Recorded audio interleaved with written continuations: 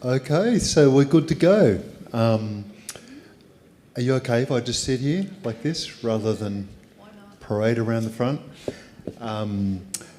So it's great to be back with you again today. I really enjoyed last time that we were together doing the mission planning and discerning together what's been happening in the life of the community, in the life of the church, in the life of the community, and ways in which the church and the community can connect. And I hope you found it a positive and encouraging time as we listen to each other and we listen to the voice of the Spirit. So what I tried to do then was I gathered all of those butcher's paper. Actually, I shouldn't claim that I did the hard work. I got all the butcher's paper, I gave it to Renee at the office, and she collated it all into the document that was provided to you. So thank you, Renee. She did a wonderful job of that, and I think you've all had a chance to kind of see that document. I think that's right. Has everyone had you've seen the summary document? It's quite a few pages, so there'll be an exam on it next week, so study up hard. But what we tried to do is just harness all of the insights that came from a number of sources. So remember, so how do we listen to each other and to what God has been saying to us? We did it a number of ways. So on the day that we were together, 6 weeks or so ago, feels like a lifetime ago, my wife and I have just come back from the Philippines. So celebrating my daughter's birthday. The time that we gathered together, we listened over 3 acts. What is happening in the life of the church? What has happened historically? What's happening at the moment? We looked at what's going on in Orange in the community, and then we looked at how do we bring those two things together. So the 3 acts. Then there was also a listening process through a short congregational survey that we incorporated into this material. We spent some time, if you remember, asking what do we believe that the Holy Spirit is saying to us as a community, and paying deep attention to that. And then out of all of that process, I identified 8 key missional themes and made some suggestions about how we might take some first steps in a 3-month period, in a 6-month period, in a 12-month period towards the implementation of each of those themes. So that's a bit of a summary. Let me start off with what was some of the feedback that came back when we talked about what season are we in the life of the church. Almost unanimously people said that it felt like a time of spring. That even though there are some challenges, and we all recognise what the challenges might be, in terms of the limitations that might come with being a certain size congregation and having financial limitations, etc. There was a real sense that God is doing something special. It's a time of spring. There's hope. There's new life springing up in the community. There's new life springing up in the church and in the initiatives that have been started in recent times. So that's exciting, isn't it? That sense of hope that's going on, even in the face of the realities around growing older as a congregation and recognising that we've got to work within those limitations. So that was great. Then we looked at the community around us and noticed really all the exciting things that are happening. So there's strengths to build on. Orange Uniting Church currently has a really positive and appreciated presence in Orange with the sanctuary, the halls, the front lawn and other initiatives that have been taken. A strong community ministry through Mustard Tree, Hot Meals, Orange Sky Laundry, Meals on Wheels and other ministries. and partnering with Veritas House, the council schools, conservatoriums, service clubs. So there's been decades of friendship and connection that have been made, and that's some strengths to really build on. But there are also challenges, and you're no doubt aware of all of the challenges that face all of the churches actually in Orange, all of the churches in Australia, and the particular challenges that face this church at the moment.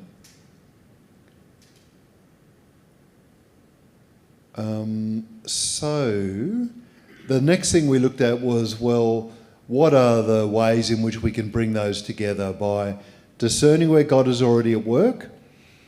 If you focus on what's not working, you tend to feel discouraged and deflated. If you focus on where is God already at work in Orange, how is God already moving amongst us, how has God been present amongst us historically and in the current time, you begin to see what is God doing and begin to lift your eyes and feel a sense of hope. So you need to discern where God is at work, be clear about the reality, limited funds, limited volunteers, ageing congregation, the need to have courage to change, etc. So discern where God is at work, recognise the reality, dream big. And some of the things that came out in the dreaming included the desire to work with other churches ecumenically, to care for creation as a church that really cares about the environment, and to find fresh ways to utilise the resources, the connections and the faith of this particular church, and to grow younger over time. And a sense of hope. Where do we go from here? And to think imaginatively. So, when we listen to the congregation, so this is what came back out of the survey that you engaged in.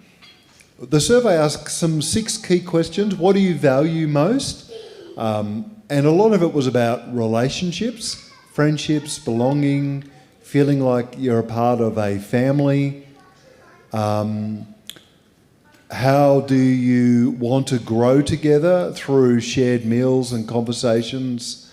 What type of support for faith would be really worthwhile? How would you go about reaching the community? How can you grow more with God? And what might it mean to move forward? So you've had a chance to kind of look through the documents that have been given to you, but that's a bit of a summary of the key areas that came back. Any observations? Any surprises?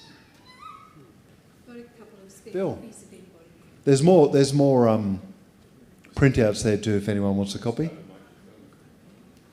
I have an observation. Let's use the microphone. Bill's first, sorry. I'm on. In the feedback, there were a couple of points where people had mentioned that it would be good to have the Pastoral Partners program. This is obviously a lack of communication on our part. The Pastoral Partners program continues. It's got a different name.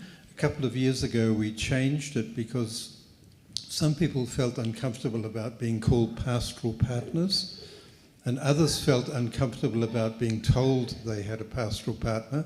So we thought, okay, let's continue to do the same thing, but call it a contact network or a friendship network. And so we have, that's alive and well, and it's happening. We have 15 people who regularly make contact with everyone in the congregation, and if you're not sure who's your contact person, you can ask me afterwards. I've got all the information with me. So the whole aim is to keep that connection going. I just thought I wanted to update that. The fact that, you know, there's been comments that we'd like to have it indicates that we really haven't been communicating well, telling you what's actually going on. It's behind the scenes. Bill, I've had comments from the people that are in my group. They don't like the change. They like the old order. They like the old... I've had that from other people in the congregation. Yeah, there are... But we haven't communicated the fact. as Bill said, we haven't told people that the name has changed. But people have heard out about it, and I'm just saying that the people that I'm in contact, the people I visit, don't like the change. They like the pastoral partners. They felt more at home with that. Well, what's in a name? We're trying to do the same thing.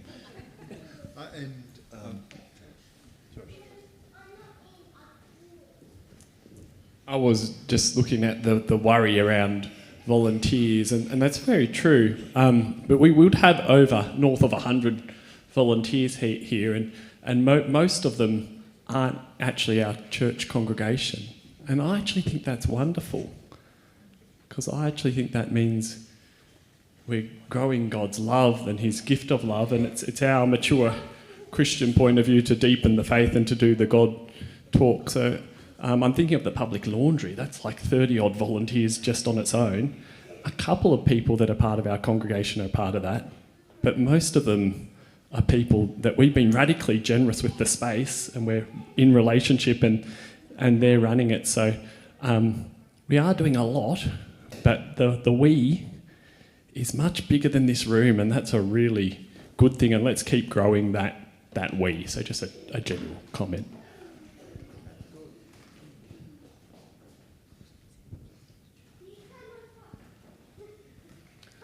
All right, so we might, unless there are other questions, we might go on to the 8 themes. And having so many volunteers is a great opportunity too to kind of celebrate. I know that the church that I was involved in had a school, and so a lot of the people who are involved in the ministry actually weren't in the congregation itself. And I think it was about 3 or 4 times a year we would bring all of those people together to kind of celebrate the work that they were a part of, and maybe you do that here as well, but it'd be nice to celebrate those volunteers on a special occasion.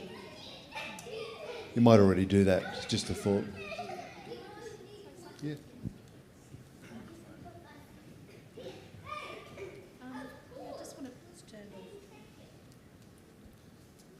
Just want to back up what Josh said. We've had volunteers wandering into hot meals every week for the last few weeks, people putting their hand up to help. So, yeah, I think there's just a real sense that people, are wanting to come and help, and it's beautiful. So maybe that's something we could note is let's find a way to celebrate. Mind you, a lot of volunteers I know don't want to be celebrated. They just want to come and do their bit and go home again. They don't need to be recognised, but we could. I know Mustard Tree often give out a thank you to their volunteers. So, but I'll make a note of that for Church Council reference, how we celebrate volunteers. Does that sound like a good idea? Yeah. Did you want to say something, Yvonne?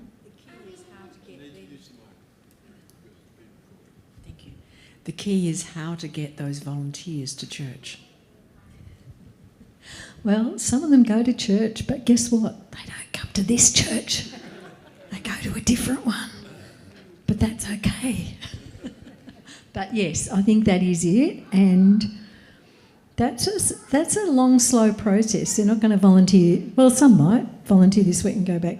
They say on average it takes at least 2 years of developing a relationship with a person before they'll come to a more overt recognition of their faith. When I say they, that is some research in some places. So average is a very big word, isn't it? Yeah, the other thing we summarised, and you've got in the notes too, is we asked, what do you feel that the Spirit is saying to this church? And some of the themes that came out are not surprising around the need to really lean into God's presence, God's love, to be salt and light in this community, to be realistic about the limitations, but also to have hope and to look for new opportunities and rely on God's graciousness and power in those. So what I tried to do was kind of harness all the feedback that came into 8 key missional themes. These are the themes that emerged And in the next slide, I've given them a bit of a... Actually, in the handout, there's even more substantive description of each. These are the themes that emerge from your own kind of discernment around what God might want to do in the next stage in the life of the church. And what I've tried to do in the notes is just suggest, and the notes that I've kind of given out, just the council and the presbytery can see them as kind of seeds toward a more substantial strategic missional plan. Not everything that I've suggested will be taken up. Not everything that I've suggested will be appropriate. I would say that the next stage would be to take the suggestions in the material I've given, develop a more comprehensive strategic plan, identifying which of the 8 key themes are most important for you to focus on over the coming couple of years, and how will you go about allocating the energy that you have to those critical themes. But these are the themes that came out, and the first one was about the desire to make disciples through loving service. So because of all of the kind of initiatives that are going on around service, Mustard Tree, Hot Meals, Orange Sky Laundry, etc., the desire to actually move people into discipleship to Jesus Christ through those ministries. Recognising that it does definitely take time, but the desire to make the connection between the loving service that's going on in the community and the opportunities that might be before us to introduce people to Jesus and then move them into discipleship to Jesus. So that was the first one. Becoming a community hub in Orange. This is a very strategic location in the CBD, with the sanctuary and the halls and the other ministries that are on this location. So it can be a really strategic hub in the life of Orange as Orange grows. Strengthening outreach to people who are vulnerable, the recognition that there are people who are doing it tough, there are people living rough, there are a lot of lonely people, older people, and this church has a really wonderful opportunity to continue reaching out to those who are vulnerable, engaging with younger people, which is critical, in order to pass on the faith and the tradition to the next generation, and being inclusive across cultures, etc., partnering ecumenically with other groups, resourcing mission, and prayer and discernment. So these are the key 8 areas. And when it comes to so when you look at the handout, you can see that under each of those 8 areas I've talked about, what might be some of the things that you might do in the next 3 months, that you might do in the next 6 months, that you might do in the next 12 months. But the key will be, of course, identifying which of those 8 you really want to put your most energy into. Starting with simple wins, building on what you're currently doing. So simple wins might be name badges, brief prayer at morning tea, small steps that anyone can take, building on where there's already life, like the deep faith that's here, the generous hospitality, partnering outward with other groups in the community, caring for volunteers, and releasing younger leaders into the life of the church. So these are guiding principles.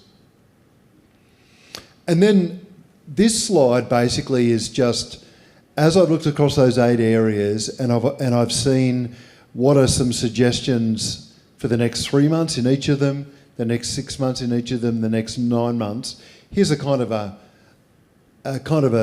selection, a sample of some of the things you might do in the next 3 months. So there might be a process of mapping the current ministries to identify how best to grow those and to nurture those into the future.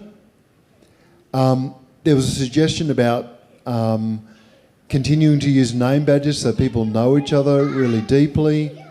Prayer at morning tea, so there's opportunities to kind of really enrich the spiritual life of the church, and beginning a prayer group for ongoing discernment. But you'll notice when you look at the handout, there's a lot more that's there for each of these.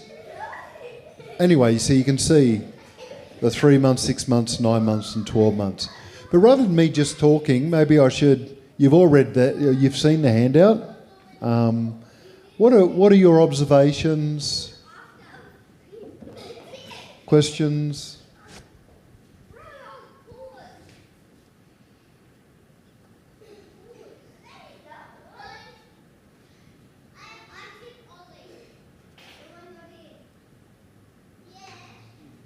Did anything jump out at you, Bev?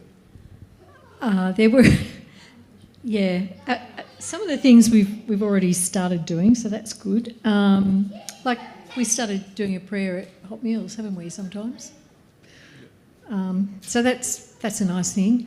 I really like the things that jump out at me are the things I'm keen about, so I'm biased. But I really like the idea of setting up a prayer group and more Bible study groups. And I think that was the irony at the start of this year. We said we wanted more Bible study groups and we ended up with less somehow. So we're going to have to work at, if this is what we want, how do we do it so it's not just about doing it, it's also about how do we do it so that people actually engage with it. Because if we want to have a prayer group, it won't work if nobody comes to it. Or if people want to do it online, that's okay, but like how much do we want it? How do we do it? So there's a little bit of a need for people to turn up. So we've got Bill's Bible studies, and there's about half a dozen come physically to the Bible study group that he's been running, but I don't know how many are online. There's another cohort online, and others who've accessed it afterwards as well. 100 have accessed it afterwards. So maybe it is about being brave and doing some stuff, being brave to put it online. Prayer groups are a bit tricky to do online probably, but how we can do it so that we make sure and we can recognise the broader contact we have, because when we just look around here, it's hard to imagine there were 100 people online or accessing it through online, isn't it? But yeah, how we can recognise that. So, but there are a couple of the things I really think we need to deepen our sense of spirituality. And I think a sense of strategy around a few key things we can disciple with people, like what Bev's saying. So with the Veritas House, we start cooking meals or doing licenses with young people, and we build relationships, and we actually been doing we've grown a lot in those spaces. The issue is we don't have, what are the things we're going to have that then take people on that faith journey and pull them into the community, beyond the practical love, but how can we actually make them feel like they're part of a community to pray with, a community to talk with God about, a community to wrestle with, a community to imagine with. So I think I've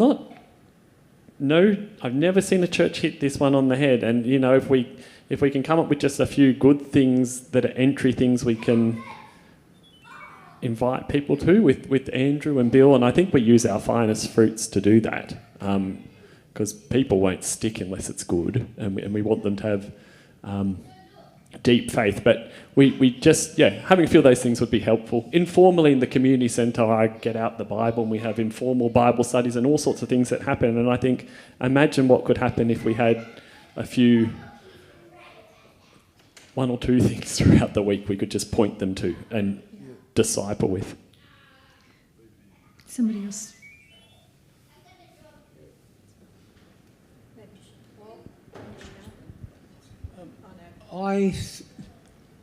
His personal opinion, I don't think we share enough.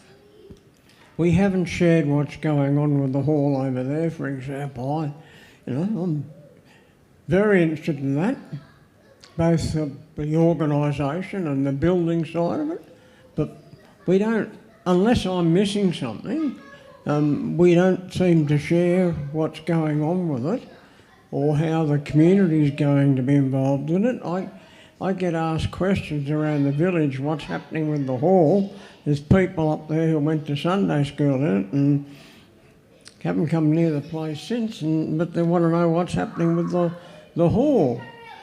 And that's just one thing. I don't think we share about people either. Look, I'm sorry to be terribly critical, but do we have a mission statement? If we have it, I don't know it. I shouldn't be comparing it with the Parks Church that I left 9 years ago, but every week their mission statement is included in their notices. It's something that the church holds to, and I read that every week, and I can feel how that comes through, and it's only on I print it off so my wife and I can share it, and we have a conversation about the Parks Church, which is very difficult for me to visit now because I can't cover that sort of distance, can't drive that distance. But we don't seem to share. We don't have a time in the service for sharing. But sometimes we do. I've seen a little bit of it, but it's not a feature of it, I don't think. No, but okay, if you think I'm being overcritical, I wouldn't be here if I was just trying to be negative about it. Yeah, I think that's a helpful reminder to, to continue to hold the vision up, and even if there are if the council decides there are particular themes, missional areas that you want to be focusing on over the next 3 months or 6 months, to keep highlighting those in every opportunity. I just wanted to touch on, as Malcolm said, not knowing what's going on, and trying to get more volunteers involved. One of the strengths, as we've listed there, is all the things that the church does for the homeless, the meals, all that, the new building in the hall. The general people don't know this is going on. And it may be an idea that perhaps we have out on the front lawn one Saturday a stall out there with listing what the church is doing, and would anybody like to help to boost that, and perhaps, I don't know, have a jumping castle or anything to make it big and try and get it on the local TV.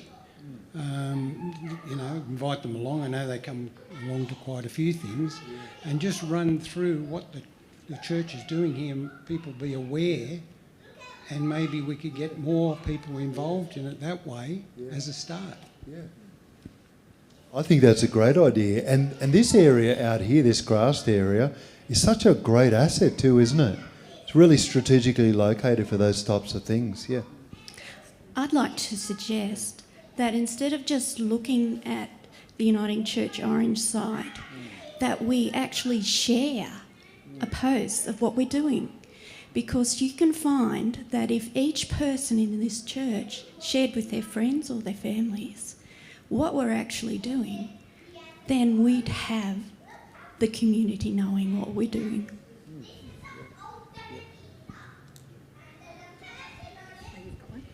What I'd like to suggest is that at church we recognise these people, these volunteers, group by group. Perhaps it may be over a series of weeks, but each group invited to come to the church so we can recognise them, thank them, and know that we care for them. We are praying for them and their work and their journey. And perhaps that may entice these people to want to know a little bit more about the church because they've recognised us. They know we're important. They've invited us to come to church. And then in our church service, it be recognised that these people have come, what they do, how they've contributed to the church and how much we value them. So just value people. I come from a HR background, state HR manager, and we must recognise their people. You must appreciate, show that and demonstrate it. And I think that will help in some way to what we're trying to achieve here.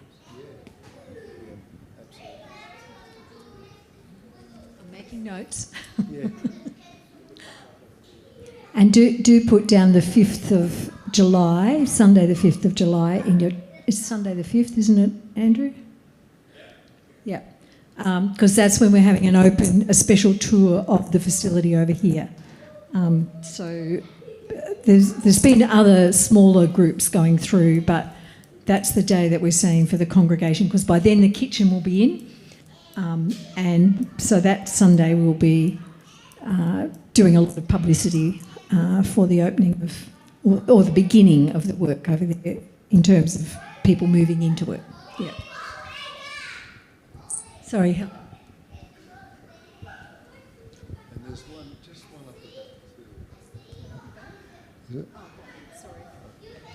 On that Sunday, could we have a sort of ecumenical type service, or invite people to the service prior? I'd been thinking about an ecumenical service, as we did some years ago up at St Joseph's. You may not be here at that time. No, but we can certainly invite other churches to come to that. Well, that day isn't the official opening. That's not the official opening. No, that's the unofficial us touring it. Yeah, but if you want to invite other people along, that's all right. Yeah, Bob. You can always invite other people to church. Bob, did you want to say something? No. Somebody else up the back? No? These are good ideas. We've got a church council not this week but the week after. And there's a famous children's book called The Little Red Hen. It's by Mem Fox, and a little red hen goes around to all the farm animals and says, "Will you give me the flour?" "No, I'll have to do that myself." "Will you give me the water?" "Oh, no, I'll have to do that myself." "Will you help me do the kneading?" "Oh, no, I'll have to do that myself." "Will you break the bread?" "No." Then they smell this beautiful bread loaf and they all want to eat the thing. Let's make sure, as we say, we're going on the front lawn and we're going to talk about the church and invite people to be volunteers. It's so much more powerful than just Josh and Andrew or Bev. There's several other really active volunteers. Some of us are really... But the royal we, as many of us as possible, actually do that. It's a real chance to... We grow a church together. Definitely not... No one's special professionals do it or anything like this. It's the spirit in all of us. So when we say we, turn up. Do it. Let's grow it together. Yeah, and one of the things that I feel really encouraged by, and I think you should feel encouraged by too, when I listen to the stories of things that are going on, when I see the enthusiasm in this congregation, and when I see a sense of hope. And I think you should feel encouraged that you have been serving Christ well. You've been giving faithfully, and there are new things going on in the life of the church and in the community. Bev, when you look at sort of the 8 areas and then suggested things that can be done in each of those areas in the next 3 or 6 months, do they seem realistic, or do you feel that it's all... There's always a danger when you list different things that can be done that people just feel a bit overwhelmed, particularly if you're doing a lot already.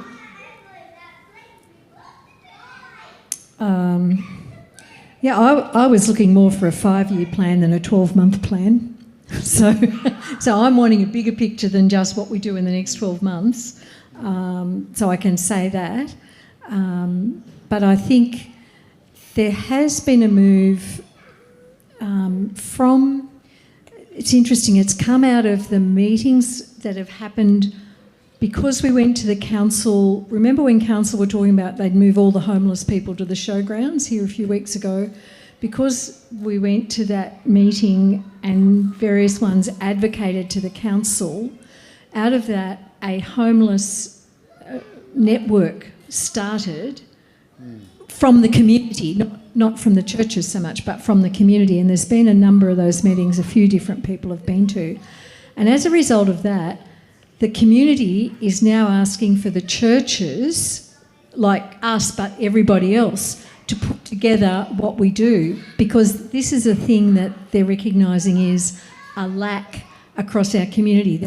So we're recognising the lack here in our own, just this hub, but they're recognising the lack across the community. So we're trying to put together a list of what everybody's doing and then work together so that we're all doing it together and we're not doubling up on each other. Yeah. So there are certain people who know, but it's how do we get everybody to know. So I think that's the main thing, is how we keep that communication going and keep telling the stories. Yeah, that's really important. But I just thought that's interesting to know that this is something that was picked up, and as a result of that homeless it's kind of encouraged more of us to do more to celebrate what we're all, well, not just to celebrate, but communicate all of that we're doing. That may not quite answer your question, no, but that's something that's emerged as we've done our bit, as other people have done their bit. We've started to collaborate, and now there's a desire to get it out broader so that we can work better together. Yeah. So the way the way that I would think about the relationship between 1 year and 5 years is, I would use this as kind of a seed bed for getting a few things started over the next 12 months.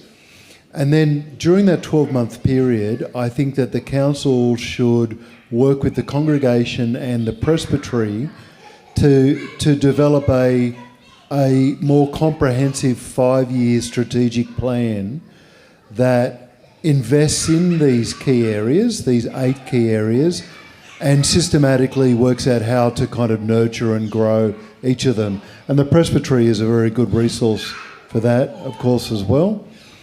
And in addition to those 8 areas, there also might be, in that strategic plan, some thinking about how this site might be developed. You know, for instance, the development that could happen in the car park behind, for instance. So I would say that's the logical next step, is to developing that kind of more comprehensive 5-year strategic plan. Yep. But hopefully these kind of 8 areas will give you indicators of the key things that would be in that strategic plan that you would kind of work toward. Can I just say that it sounds great. I mean, it's wonderful to be hopeful and to be positive. I just think that we need to translate all that we've said into how individual people can take those steps. Perhaps give them a choice of, this could be something that you could do. Yeah. I think it's very easy to say, oh, well, they'll do that. Yeah. But we need people to feel that they are part of it, and to perhaps, explain that in very practical terms. Yeah, definitely. Yeah. That's really helpful. And I don't know whether you want us to kind of do that now, but we could look at those areas and just talk about just practical things that individuals can do. There's certainly anything that is done by the whole community is only done because of the small acts of individuals who come together. And what I'm interested in and challenged by is, certainly this room, if you come along and you help with something, and how do you know God in it? And let's have that conversation. So if you've got an idea and you say, Josh, I want to help, or Andrew or Dev or whoever, let's have a prayer, or can I have a follow-up cup of tea or conversation, or I have this idea we could do that would, because I can see this link in the gospel bit here, do it, because we do things not because we do things because we love God with our all, and it's our faith and it's our discipleship and it's our living, loving practice as disciples of Christ. So it should be good stuff that we feed on, not just stuff that feels heavy, but you come along and you're like, I actually feel like you're always known by God, but I feel seen, and I've got a close, intimate relationship because I'm turning up and I'm serving the poor, and I can see that that's part of our discipleship. So throw that challenge to Andrew and to myself and to Bev and to the people running the groups as much as possible, because whatever we do, it should have building that deep relationship with God right at the heart of it for you guys, and it should be feeding in that way. So I mean, I'd long for people to throw out that challenge. I'd like to hear you say that here in a church. I think there's other things that have got to make the Sunday coming together the place where we communicate. The two simplest things that individuals can do, the first one may not be possible for everyone, but the first simplest thing is look at one of the initiatives the church is running, because the church is running so many things in the life of the community and on this site, and just say, what is one thing that I could volunteer to be involved in? One thing that is in your capacity to volunteer to be involved in, and one thing that you feel called by God and enthusiastic about volunteering in. That's the first thing. The second practical thing that would make a huge difference in the life of this church is to say, who is one person or two people maybe over the next couple of months that I'm going to share my faith with and invite to come along to be a part of something that the church is doing. So volunteering to be involved in something, sharing your faith with someone and inviting them to come along to a church service or some other program the church is running, just doing those two simple things can transform a church if everybody is doing it. Imagine the transformative power of those two simple things. In some ways it kind of feels a little bit embarrassing to doesn't sound like big strategic, but if everyone is doing that, within a couple of years you've got a transformed community. Just after listening to everyone, and the question you asked earlier was what stands out in the report. And to me, the really strong theme is, what Josh has been talking about and others have been talking about is the deeper, is going deeper, and it's going deeper with each other, going deeper with God, and going deeper with the community. And people seem to be, I suppose, quite content with aside from the Bible studies and those sorts of things, but with the other activities that we're doing, people seem to be quite content. And so, how do we make them deeper? How do we connect with people more? And that's exactly what you're saying there as well, about inviting someone to come along. It doesn't need to be to a worship service as a starting point. It can be helping at whatever. I've been observing that in quite a number of the comments that have come up, there has been, what's come through is a communication problem, that we are not actually communicating very well about the things that we do. I mean, when you do communicate well about the things that you do, you actually inspire people to be involved. So I think that's really connected. And Malcolm, of course, you know that I know Parks as well. What they do in the Parks services, they will have a session where people can come up and share what's going on. I think, and Bev has been recently putting more things up on Facebook. That's important. So we're not doing nearly enough. And I mean, the thing that I'm involved in with the Pastoral Partners and Contact Network obviously failed to communicate what we're doing. So that needs to be done. So communication, finding strategies for making sure that people really do know and don't just know, oh, there's something that church does, I know. Let's have that information without it being an overload, but in ways that then inspires people and say, I'm really proud to belong to this church. and I want to be involved.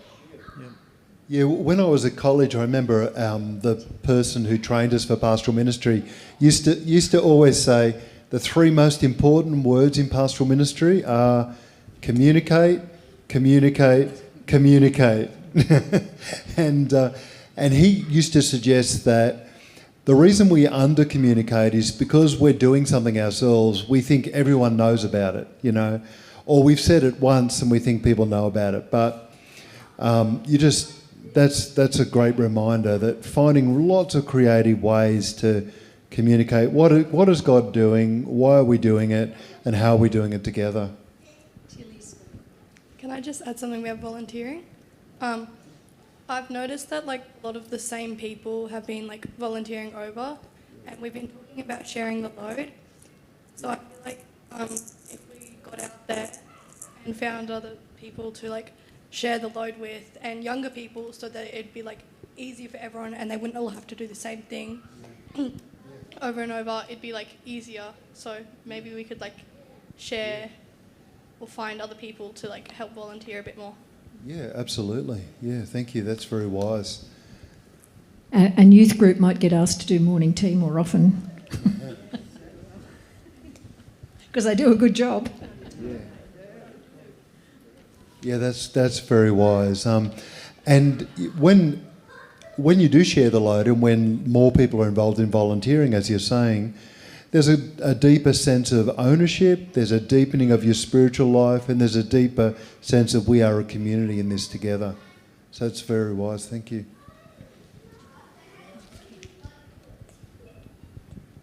You should nominate for church council. I do. We need younger people in leadership as well.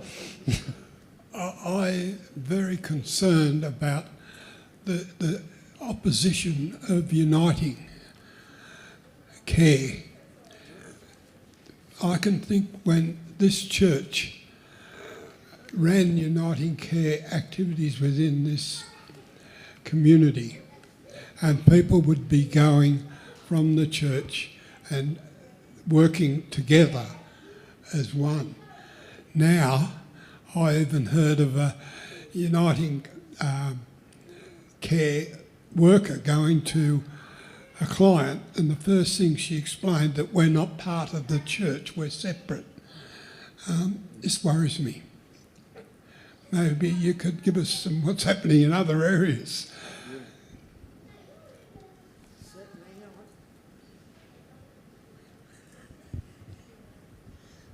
Well, it's just, for some reason, I can't remember what the reason was, but they decided there's no chaplain. Oh, well, no chaplain, no chaplain where I am. No, there's a chaplain.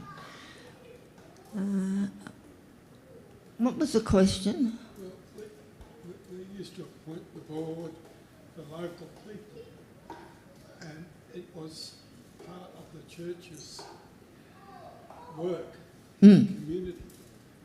And I still think it should be part of the church's work where we share, support each other. But we seem to be a business that we have no idea what's going on in the business side of the church. We read something in the paper about multi-storey on our old site, but it's still under the Uniting Church. And nobody in the community seems to know what's going on. We used to have our own boards. We don't have them anymore. It's all run from who knows where. That might be a nice reminder for Andrew and the Presbytery to remind Uniting Care to visit churches and. Can I say they do? But it doesn't mean, and this is back to that communication thing again, it doesn't mean everyone knows about it, but the leadership in the church, the senior leadership in Uniting locally, senior leadership at Kinross, Walleroy School, we meet in what's called a collaborative leadership group.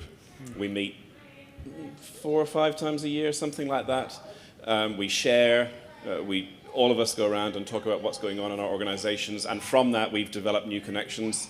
I think the connection, and again, you may not necessarily see this in what you do, but the connection between church and uniting, and church and Kinross Wallaroy, and Kinross Wallaroy and uniting locally has come on significantly in the last 10 years. We work together, we support each other. How we communicate that to everyone else is another issue, I don't know, but definitely there's really good communication and support. No, Uniting Care. Uniting is the new name for Uniting Care. So Uniting Care, as an organisation, isn't called Uniting Care anymore. It's called Uniting. So. Why don't we advertise that? Well, we probably did when the name changed 10 years ago. But the community doesn't know that. I don't think Uniting Care has advertised. They did 10 years ago when they changed, but it doesn't mean it filters through. So yeah, just to say that there is a really good relationship between leadership in those organisations, which is good. And one of the things we did do was that the youth arm of Uniting was running it was a weird thing down at the showgrounds. It was a big reconciliation event, and Josh and I went along to that. And it was really interesting what the connections were from that with some of the mission agencies. But it's true that there hasn't been a lot of collaboration in the past, but we're trying to work at increasing that. Yeah.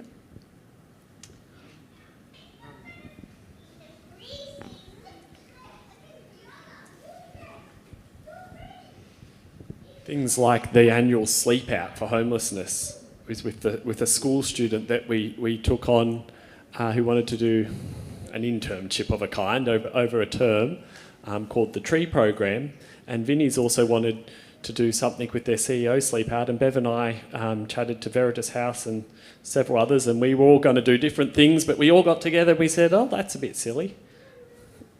Let's do the one thing. And so we've done one really good annual thing here, and a student from Kinross Wallaroy went around with me and talked to all the businesses and handed it out and got a bunch of them to turn up and sponsor the event and to be part of it. And that happens every year. So things like that happens out of groups like that collaborative leadership group. It actually is really good, I have to say. There's a lot of opportunity to do things there together.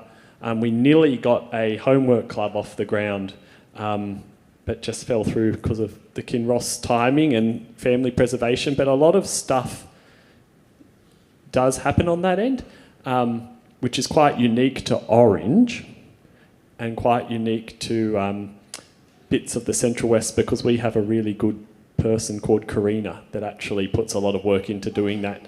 But it happens elsewhere too. But actually in this town, that does happen. If I was going to summarise like some of the things I've heard in this conversation, I think the things that have come out in this conversation, done well, could be transformative and are probably enough actually if you focused on the things that have come out. So communication, going deeper, volunteering, supporting volunteers, and connecting with other groups in the community. If those 5 things continued to be the focus over the next couple of years, they really would be transformative. Oh, the other thing we talked about too was sharing faith with others and inviting them to church.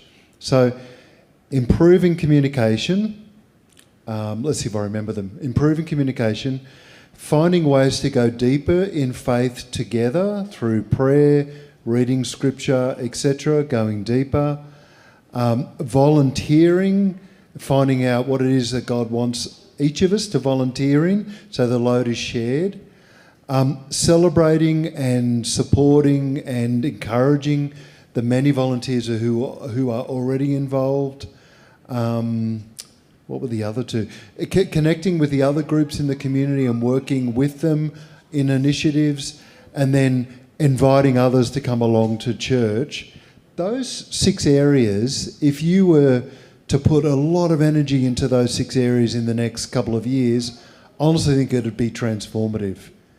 for the life of the church. So this is why, often what changes churches doesn't have to be rocket science, and it doesn't have to be too complicated. It just has to be committing yourselves to these basics.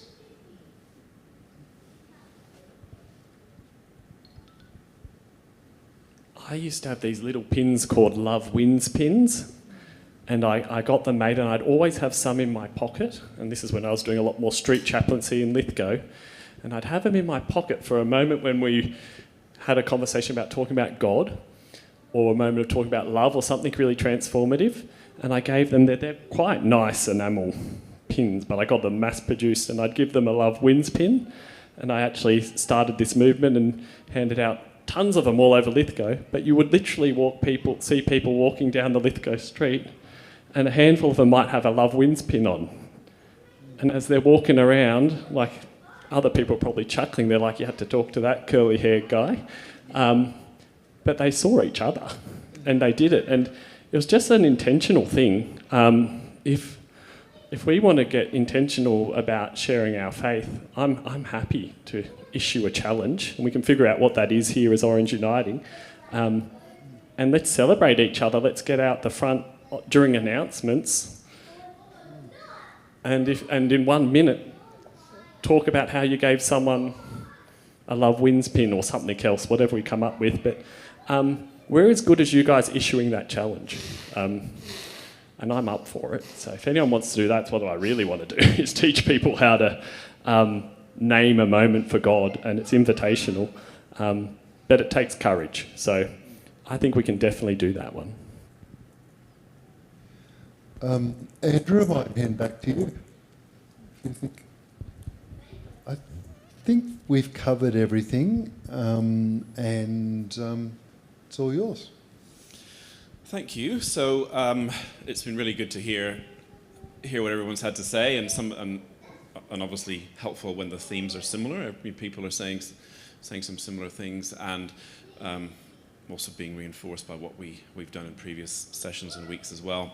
So as a church council, I think our next step then is in about 10 days' time is for church council to have a bit more thought about those focus areas where we might want to focus, and helpful that list of 6 that we just thought about just then as well, and then from there, next steps.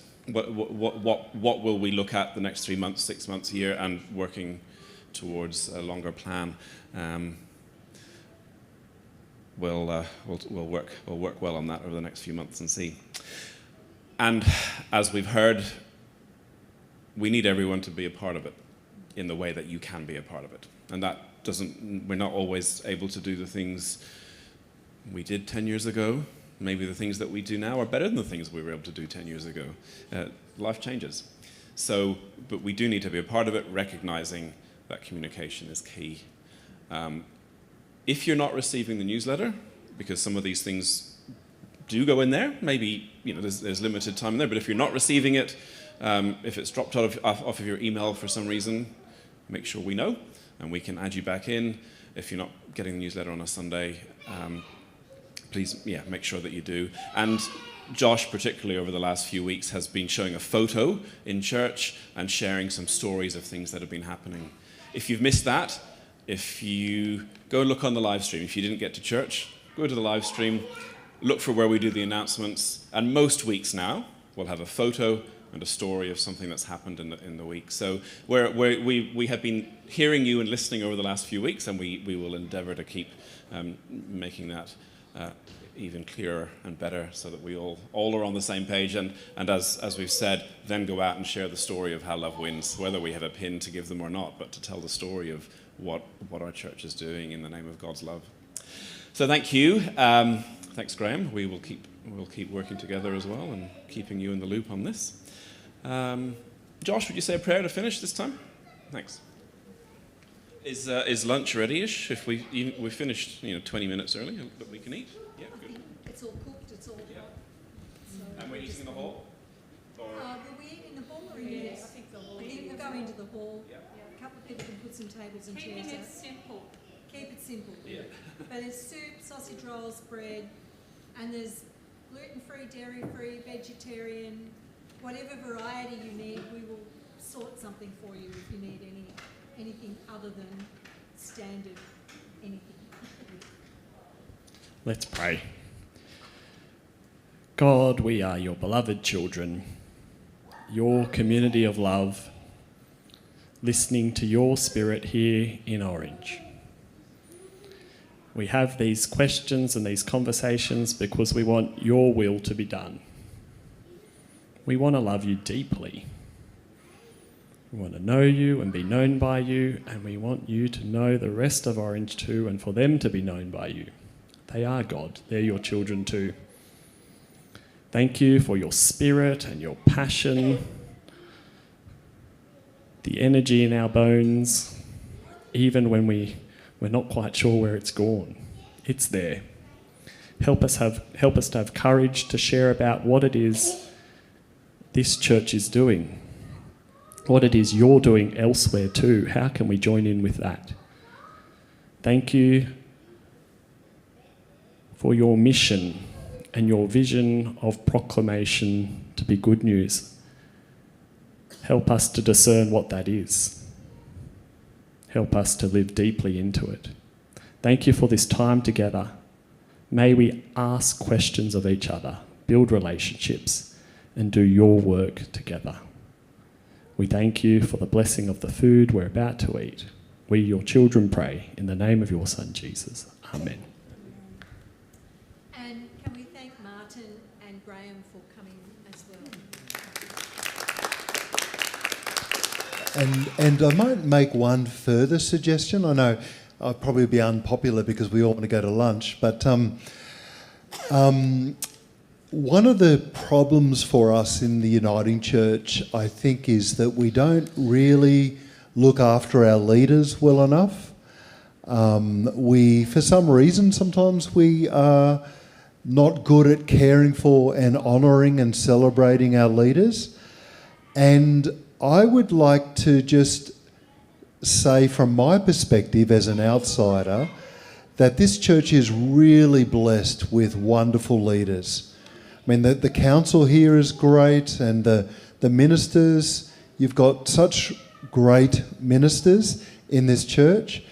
And my encouragement to you would be, it is true that we all need to volunteer, we all need to put our energy into, and that's one way we bless our leaders, we're all involved.